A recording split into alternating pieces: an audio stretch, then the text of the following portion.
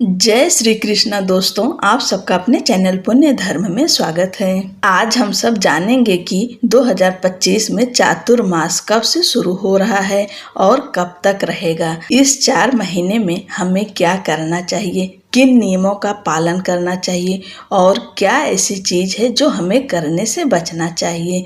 सब कुछ हम सब इस वीडियो में जानेंगे। वीडियो में अंत तक जरूर बने रहिएगा।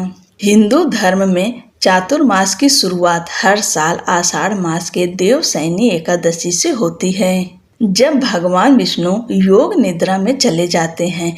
इस अवधि में विवाह, गृह प्रवेश, मुंडन जैसे मांगलिक कार्यों पर रोक लग जाती है, क्योंकि इसे धार्मिक दृष्टि से शुभ नहीं माना जाता है। चातुर्मास को साधना, तप और संयम का समय माना जाता है। इस साल 2025 में यह पवित्र अवधि 6 जुलाई से शुरू होगा। 6 जुलाई को देवशयनी एकादशी है। भगवान विष्णु देवशयनी एकादशी से 4 महीने के लिए क्षीर सागर में योग निद्रा में चले जाते हैं और सारा कार्यभार भगवान शिव संभालते हैं। 1 नवंबर को देव उठनी एकादशी है। इस दिन भगवान विष्णु अपने लोक को आते हैं और चातुर्मास समाप्त होता है। चातुर्मास के समय शास्त्रों में बताए गए नियमों और सावधानियों का पालन करना आवश्यक होता है, ताकि पुण्य फल बना रहे और किसी दोष का भय न हो। चातुर्मास के दौरान भगवान शिव और शिव के पूरे परिवार की विधि विधान से पूजा करनी चाहिए। यह चातुर्मास हम मनुष्यों के लिए कुछ कार्य नहीं करना चाहिए, कोई भी शुभ कार्य नहीं करना चाहिए, लेकिन भगवान की पूजा, व्रत, त्योहार इसी चातुर्मास में सबसे ज्यादा पड़ते हैं। श्रावण का महीना, हरियाली तीज, हरितालिका तीज, भगवान गणेश जी का उत्सव, दिवाली, बहुत सारे त्योहार जो हैं मुख्य त्योहार लगभग इसी चातुर्मास में पड़ते हैं। इस समय भगवान भोलेनाथ और माँ पार्वती की पूजा विधि विधान से करना चाहिए। इनकी आराधना से विशेष फल मिलता है। यह समय भगवान की कृपा पाने के लिए आदर्श माना जाता है। चातुर्मास में तीर्थ स्थलों की यात्रा करना और पवित्र नदियों में स्नान करना शुभ होता है। इससे पापों का क्षय होता है और आत्मा की शुद्धि मानी जाती है। घर में या मंदिरों में हवन, पूजन जैसे कर्मकांड करने से सकारात्मक ऊर्जा का प्रवाह होता है। यह समय यज्ञ आदि के लिए भी अनुकूल है। इस चातुर्मास में आप दान जरूर करें। जरूरतमंदों को अन्न, वस्त्र, दवाइयाँ या धन देना अत्यंत पुण्यकारी माना जाता है। भोजन कराना या अनाज दान करना विशेष रूप से शुभ माना गया है। कहा गया है कि अन्न का दान महादान है। आप इस समय भूखे को भोजन कराएं और दान हमेशा अपने सामर्थ्य के अनुसार किया जाता है। आप अपने सामर्थ्य के अनुसार ही दान करें।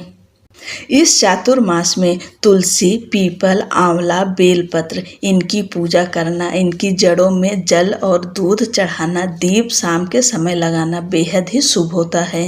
इससे लक्ष्मी माता की कृपा प्राप्त होती है। और ये सब वृक्ष आप लगा भी सकते हैं। किसी पार्क में, किसी जगह आप इसे लगा भी सकते हैं। चातुर्मास में भगवत गीता, रामायण, भागवत पुराण आदि धार्मिक ग्रंथों का अध्ययन इस समय अत्यधिक लाभकारी होता है। इससे मन की एकाग्रता बढ़ती है और जीवन की दिशा स्पष्ट होती है। आत्मशुद्धि और मानसिक शांति के लिए ध्यान और प्राणायाम करें। यह मन को स्थिर करता है और आत्मिक जागरूकता को बढ़ाता है। चलिए अब जानते हैं कि इस चातुर्मास में हमें क्या नहीं करना चाहिए। विवाह, गृह प्रवेश, मुंडन, नया व्यापार की शुरुआत जैसे शुभ कार्य इस समय ना करें। ऐसा माना जाता है कि भगवान विष्णु के योग निद्रा में होने के कारण ये कार्य फलदायक नहीं होते। इस दौरान प्याज, लहसुन, मांस, मदिरा और अधिक मसालेदार भोजन से परहेज करें। पत्तेदार सब्जियां ना खाएं और बैगन, मसूर की दाल ये सब चीजें भी नहीं खाते हैं और दही का भी त्याग किया जाता है। कई भक्त इस समय एक समय भोजन या फलाहार करते हैं। इससे आत्म संयम और मन की शुद्धता बढ़ती है। यह अपने शरीर के ऊपर निर्भर है। अगर आप चातुर्मास का नियम ले रहे हैं तो आप ले सकते हैं, लेकिन अपने शरीर को देखते हुए। इस अवधि में इंद्रियों पर संयम रखें। वाणी, आचरण और सोच में भी पवित्रता और विनम्रता बनाए रखें। गुस्से, लालच, मोह से बचें। फिजूल खर्ची से बचें। जितना संभव हो जीवन शैली को सादा और शुद्ध बनाएं। यदि आप किसी गुरु या आध्यात्मिक शिक्षक के शिष्य हैं तो इस दौरान उनसे मार्गदर्शन प्राप्त करें। यह समय आत्मिक रूप से जुड़ने का होता है। दोस्तों, ये थे चातुर्मास के नियम। वीडियो में अंत तक बने रहने के लिए आपका बहुत बहुत धन्यवाद। दोस्तों, चैनल को लाइक शेयर करिए, सब्सक्राइब करना ना भूलें। जय श्री कृष्णा, राधे राधे।